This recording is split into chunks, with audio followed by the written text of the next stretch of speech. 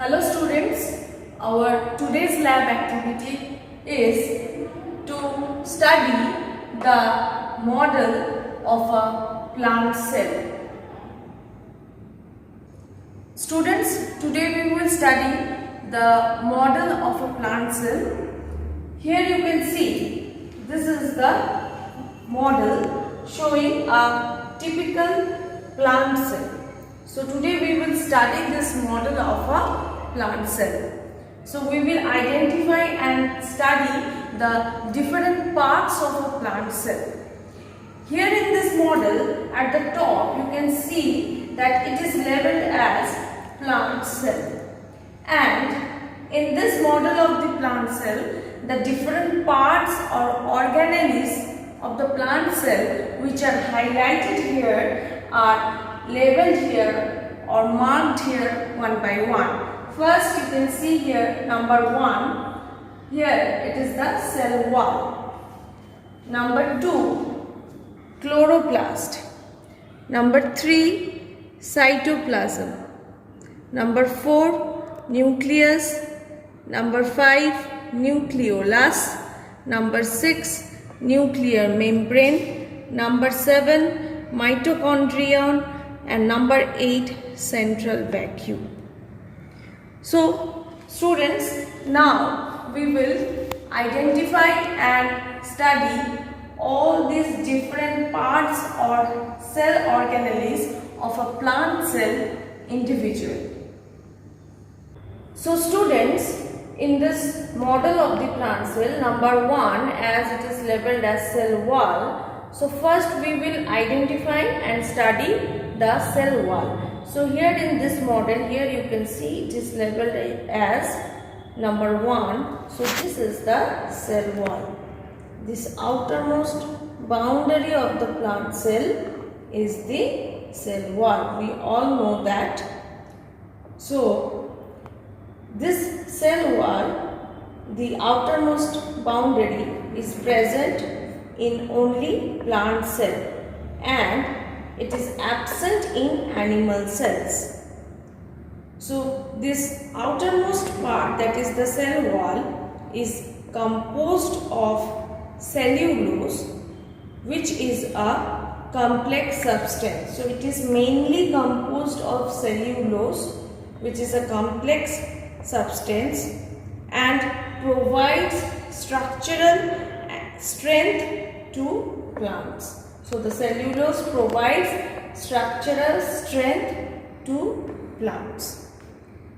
Next part, students, though it is not labeled here, is the cell membrane. So we know just after the cell wall, just inner to the cell wall, there lies the cell membrane. Just next inner to the cell wall, there lies the cell membrane. We all know that the cell membrane is a semi-permeable membrane as it permits the entry and exit of some materials in and out of the cell. It also prevents movement of some other materials. The cell membrane therefore is called a selectively permeable membrane. Next, I will show you number 3 first. Number 3, here you can see it is labeled as cytoplasm. So here in this model, first we will identify number 3. Number 3 in this model, you can see students, here it is labeled as number 3. You can see number 3, it is marked here. So number 3 depicts the cytoplasm. Here you can see the cytoplasm is this part. Cytoplasm is this part. We know that the cytoplasm is the fluid content of a cell inside the plasma membrane or the cell membrane. So just next to the cell membrane or plasma membrane lies the fluid content of part of the plant cell or of a cell, that is the cytoplasm. It contains many specialized cell organelles. The cytoplasm contains many specialized cell organelles and cell inclusions. Here you can see, students, these are the various cell organelles which are depicted in this model, and this is a cell inclusion. So various cell organelles and cell inclusions remain suspended in this cytoplasm. Next, students, we will learn now about number 2, that is labeled as chloroplast. So now we will identify the chloroplast in this model.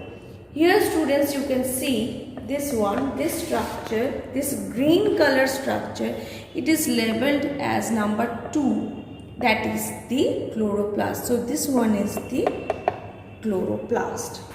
So we know that the chloroplast are the cell organelles. The cell organelles are the living subcellular structures present in the cytoplasm.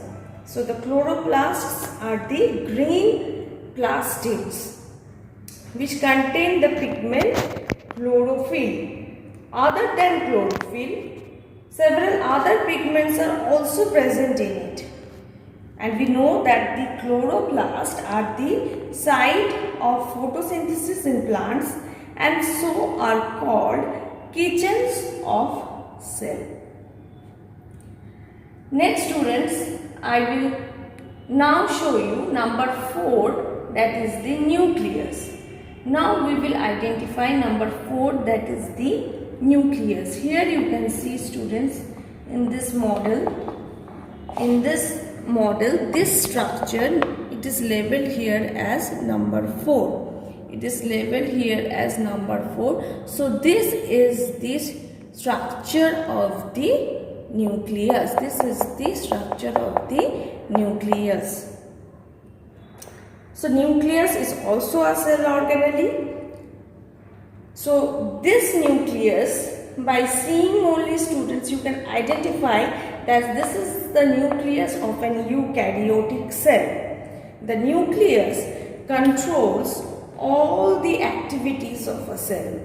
The nucleus has a double layered covering called nuclear membrane. The nucleus has a double layered covering called a nuclear membrane. Here you can see the labeling here, number 6. Students, you can see here number 6 labeled here as nuclear membrane. So first I will tell you about number 6, the nuclear membrane, which is a part of the nucleus only. The nuclear membrane, that is this outer covering of the nucleus, here you can see it is labeled here number 6. Okay, so this nuclear membrane has pores which allow the transfer of material from inside the nucleus to its outside. Next, students, I will show you number 5. Number 5, which is labeled as Nucleolus. Number 5, it is labeled as Nucleolus. Inside the, students, you can see these 2 blue colored structures. These 2 small blue colored structures inside this nucleus you can see, which is marked as number 5. These are nothing but the nucleolus. So inside the nucleus of a cell there is one or more nucleolus. So there can be one or more nucleolus present inside the nucleus of a cell. So a nucleolus is a dense, spherical, naked, that is membraneless granule. It is the site of formation and storehouse of rRNAs, that is ribosomal RNAs. And so it helps in the synthesis of ribosomes and thus helps in protein synthesis. So This is the function of the nucleolus present in the nucleus of a cell. Now students, I will show you number 7, that is labeled as mitochondrion. Number 7 labeled as mitochondrion, which is also a cell organelle. So singular form is mitochondrion and plural we call as mitochondria. So here in this model you can see number 7. Here you can see this orange colored structure. It is labeled as number 7, marked as number 7 here. So this number 7, this orange color structure depicts the mitochondrion. It is a double membrane structure which contains its own ribosomes and DNA. It is known as the powerhouse of a cell because it is the site of synthesis of energy-rich ATP molecules by cellular respiration. Next students, now we will learn about number 8, that is the central vacuole. So number 8 you can see here, it is named as central vacuole, which is a cell inclusion.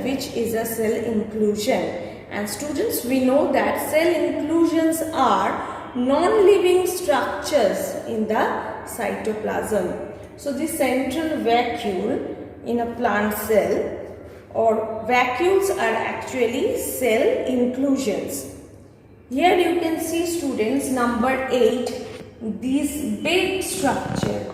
You can see this big structure marked as number 8 is the central vacuole in a plant cell. Vacuoles are actually storage sacs for solid or liquid contents like salt, sugars, amino acids, etc. dissolved in water. Vacuoles are small sized in animal cells, while plant cells have very large vacuoles. In plant cell, the central vacuole, this vacuole which you can see students, the central vacuole occupies about 50 to 90% of the cell volume. So, the nucleus and the other cell organelles, as you can see in this model, are pushed near the cell wall. So, in plant cells, the vacuoles are full of cell sap, that is cell fluid, and provide turgidity and rigidity to the cell. So students, this is all about the model of this plant cell. I hope students you have understood my explanation properly. Thank you.